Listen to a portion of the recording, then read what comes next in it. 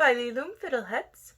Welcome to Station AOAS. I'm Alondra Leavensworth, and I'll be your host for today's Omnicast. On this date in Gaia, DimQ history, the following occurrences of note took place.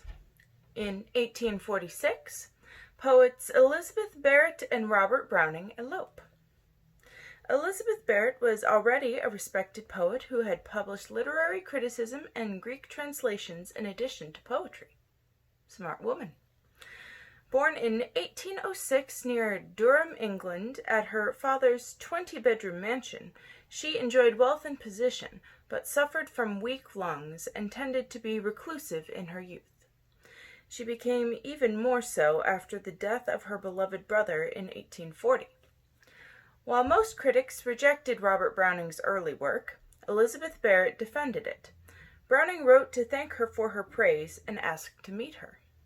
She hesitated at first, but finally relented, and the couple quickly fell in love.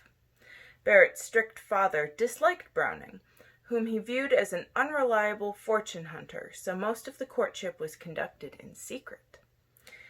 While her family was away, Barrett sneaked out of the house and met Browning at St. Marylebone Parish Church, where they were married. She returned home for a week, keeping the marriage a secret, then fled with Browning to Italy. She never saw her father again. It's so romantic, but I couldn't imagine being away from my family. In 1940, the Lascaux prehistoric cave paintings in France are discovered by accident by teenagers searching for their dog. The paintings are believed to date back over 15,000 years and are considered to be some of the best examples of Upper Paleolithic art ever discovered. In 1953, Senator John Fitzgerald Kennedy of Massachusetts marries Jacqueline Lee Bouvier.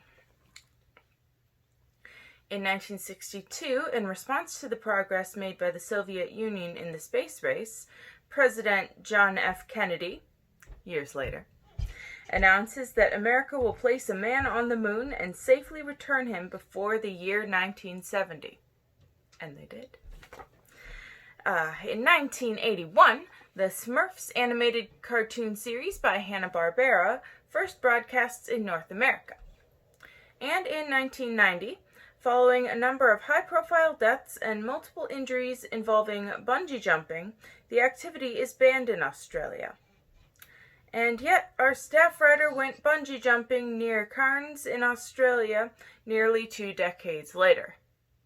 Well, you know how it is with some people. The more you tell them not to do something, the more they want to do it.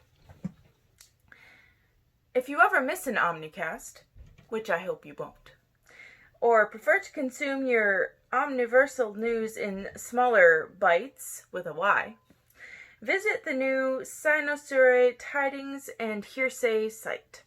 It's listed under the media menu on the Ocademy's website and has over 200 entries awaiting your consumption.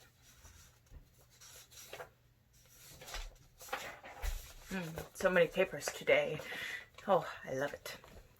If you or a loved one enjoy dabbling in acting, I thought it was going to say entitled to compensation. But if you or a loved one enjoy dabbling in acting, join the cast of Oracles, an online show to be comprised of dozens of 2 to 5 minute videos debuting on YouTube on New Year's Eve. With Oracles, when you select a card, you seal your fate. Reservations are now available for Stop 5 of the Omni Tales and Tea Tour, this time visiting the Four Seasons Tea Room in Sierra Madre, California on Sunday, September 27th. In support of the book entitled Navigating Aquas, the theme of the tea is all things aquatic. I wish I could go, but I am in Chicago, and that is very far away. But something happy now. And now, as part of Station AOAS's Straight from the Art segment, I will read a piece about Terrace, Earth by Cindy Freeman. The earth is round and not flat as once thought to be. On it we sleep, we eat, we even wander the sea. We climb trees, swat the bees, dig in the dirt, and act as we fancy. Whether day or night, sun or rain, warmth or freeze, we go through our days being on terrace. That's quite nice. As for the weather and sports, both have been reported. Recording technology always stymies me a little bit. Weather and sports have both been reported as incommunicado, having run off together on the holiday. Sources close to the pair guarantee they will be back in time for the next Omnicast, but what will come of their union is anyone's guess. And finally, the highlight of the week, upcoming observances for those who need an excuse to get out of work. Oh, goodness knows I do. Chocolate Milkshake Day. I like that one. National Video Games Day. I have many friends who will like that one. Defy Superstition Day. We should all celebrate that. Fortune Cookie Day. Grandparents' Day. National Peanut Day. Positive Thinking Day. That should be every day. International Crab Fest Day. National Cream-Filled Donut Day. My favorite. Make a Hat Day. Felt Hat Day. On this day, men traditionally put away their felt hats. Collect Rocks Day. Step Family Day. Mayflower Day. Mexican Independence Day. National Play-Doh Day. Working Parents Day. Good. National Apple Dumpling Day. National Cheeseburger Day. Drive Your Studebaker Day. Ceiling Fan Day. Bright Pink Lipstick Day. Hollerin' Day.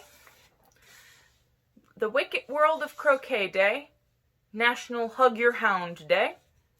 8-Track Tape Day. National Guacamole Day. Monte Cristo Day. Wonder if they mean the sandwich or the count. Anyway. Table Shuffleboard Day. A favorite pastime of Penelope Price, protagonist of the Tea Cozy Mystery series. And Time's Up Day. And that concludes this week's Omnicast. Tune in next week so the next Omnicaster on the rotation has an audience. Always. From Station AOAS, I'm Alondra Leavensworth. Cherry Stizzle.